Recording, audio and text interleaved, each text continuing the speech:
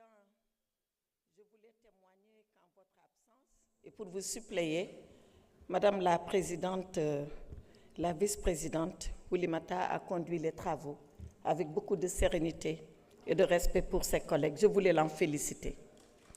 Cela dit, Monsieur le Président, nous sommes là pour examiner des textes de loi extrêmement importants. Mais avant cela, je voudrais féliciter Monsieur le ministre des Finances pour sa reconduction dans le nouveau gouvernement du Sénégal, mais également encourager Madame la ministre porte-parole en charge des relations avec les assemblées et lui dire qu'il y a quelques années en arrière, j'ai occupé le même poste dans le gouvernement, qu'il est un poste très délicat, voire même très difficile. Parce que dans le porte-parole, il est beaucoup plus important de savoir ce qu'on ne dit pas que ce qu'on dit en direction de l'opinion. Donc, je l'encourage en lui souhaitant à elle aussi le succès attendu. Cela dit, Monsieur le ministre des Finances, le Code des investissements, 20 ans après, que nous devons revoir, c'est une bonne initiative, puisqu'après 20 ans, beaucoup d'eau a coulé sous le pont. Et je voudrais saluer cela. Par contre, poser une réserve et m'enquérir d'une situation. La réserve, c'est par rapport à l'article 47 de la nouvelle loi. Cet article 47 qui met en place un comité technique de suivi que vous allez opérationnaliser au moyen d'un arrêté. Un collègue l'a dit, je pense que c'est le collègue Adama Diallo. Il faudrait que ce comité ait tous les moyens, à la fois administratifs, mais surtout techniques, de contrôler que ceux-là qui ont bénéficié du code d'investissement ont bien en retour respecté les charges qui leur incombent en tant qu'investisseurs. Et faire de telle sorte que l'APIX ne soit pas effectivement dans une situation de conflit entre un promoteur qui lance l'investisseur et celui qui le contrôle et qui est chargé parfois de le freiner. Et je pense que dans la mise en place de cet arrêté et dans sa composition, vous veillerez à cela, ça me paraît extrêmement important. La demande, Monsieur le Président, Monsieur le Ministre, c'est sur les zones économiques spéciales. Les zones économiques spéciales qui sont configurées et qui sont pris en charge par la loi. Il en existe déjà ici, chez nous. Je pense qu'il y en a une à Sendou, il y en a une à Sandiara. Je voudrais savoir où est-ce qu'elles en sont, ces zones économiques spéciales. C'est des projets absolument ambitieux que l'État du Sénégal a mis en place, à l'image de ce qu'on a vu faire à Dubaï, et vous connaissez cette free zone de Dubaï, c'est le Jebel Ali Free Zone, Jafsa, qui est vraiment l'exemple type de ce que nous pourrions faire et réussir au Sénégal en termes d'investissement et d'attractivité d'investissement. Cela dit, j'en viens maintenant aux taxes et aux impôts.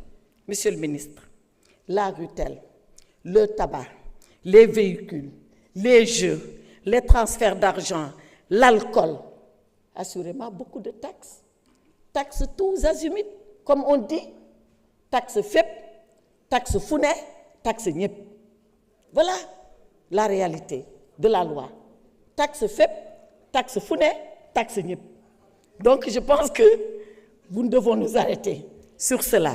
Nous devons nous arrêter pour ne pas pressuriser les consommateurs et brûler la chandelle par les deux bouts, c'est-à-dire mettre une taxe à la fois sur l'opérateur et sur le consommateur. À deux reprises, ça revient dans le texte, nous devons faire attention. Le tabac, 100% de taxes. 100%. Mais ce n'est pas pour protéger les fumeurs, mais rappelons-nous que nous sommes dans une zone économique intégrée, qui est l'UEMOA, que nous avons des dispositions législatives, réglementaires, notamment le code de l'OHADA, qui fait que lorsqu'un opérateur s'installe au Mali, il est au Sénégal, il est au Togo, il est au Bénin, il est partout, dans les 14 pays membres de l'OHADA. Et si nous mettons cette pression-là sur nos sociétés, mais elles vont aller s'installer ailleurs. Sans compter le fait que ça va encourager le trafic clandestin de tabac. Vous le savez, aujourd'hui, la zone du Sahel est devenue la zone la plus dangereuse quant au trafic illicite de tabac. Donc, nous devons faire attention à ce que nous faisons. Nous devons faire attention aux conséquences que nous risquons de créer en surtaxant les sociétés. Sans compter qu'il ne faut pas l'oublier, nous devons protéger les Sénégalais qui fument, mais nous devons aussi protéger les Sénégalais qui travaillent dans les sociétés. Parce que c'est des Sénégalais qui reçoivent un revenu et qui contribuent à densifier la chaîne de consommation. Il ne faut pas manger tous ces œufs. Si on mange tous ces œufs, on n'a plus de poules pour pondre. Voilà ce qui va arriver. Donc, je pense que, Monsieur le ministre, de ce point de vue, on doit faire attention. Et quand je dis taxe tous azimuts, ça me rappelle une histoire que vous connaissez, certainement vous l'avez appris en finances publiques comme moi, où en France, on taxait les portes et les fenêtres, partout. Et finalement, les gens se sont mis à construire sans fenêtres. Et les gens devenaient malades. Et Victor Hugo dit dans Les Misérables, l'air que le bon Dieu nous a donné pour respirer, ils sont en train de nous le vendre, et de nous le vendre cher. Donc, cette taxation tous azimuts doit nous amener à réfléchir. Maintenant, dernière, ultime question, Monsieur le ministre. Le presse, la LFR, la LFI, quel est aujourd'hui l'instrument financier qui nous dirige? Avec quel instrument? On a voté la LFR pour vous au mois de décembre, la LFI au mois de décembre. On a voté la LFR 6 mois plus tard, au mois de juin. Aujourd'hui, nous avons le presse présenté au Grand Théâtre et j'en profite pour vous demander de dire à Monsieur le Premier ministre de venir ici nous présenter le presse, nous, en tant que mandataire du peuple sénégalais. Nous attendons cela de lui parce que nous avons beaucoup de choses à dire dans ce presse-là. De mon point de vue, un plan, on le présente quand on a 3 choses clés en main. Quand on a le problème diagnostiqué, quand on a la solution identifiée et quand on a les moyens de le rendre opérationnel. Mais quand on voit qu'il faut aller maintenant emprunter un peu partout, je me dis que du point de vue des moyens, on n'y est pas encore. Donc, nous devons avoir un débat sérieux sur ce presse-là, dire ce que nous en pensons, et je pense qu'inévitablement, il doit arriver ici, sur la table de l'Assemblée nationale, pour que nous puissions avoir ce débat national. Je vous remercie, Monsieur le Président. Merci beaucoup, honorable.